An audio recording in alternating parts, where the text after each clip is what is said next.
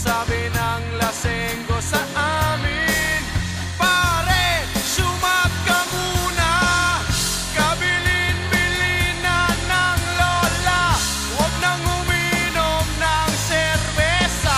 Ito hindi inuming pangbata, mag-soft drinks ka na lang muna.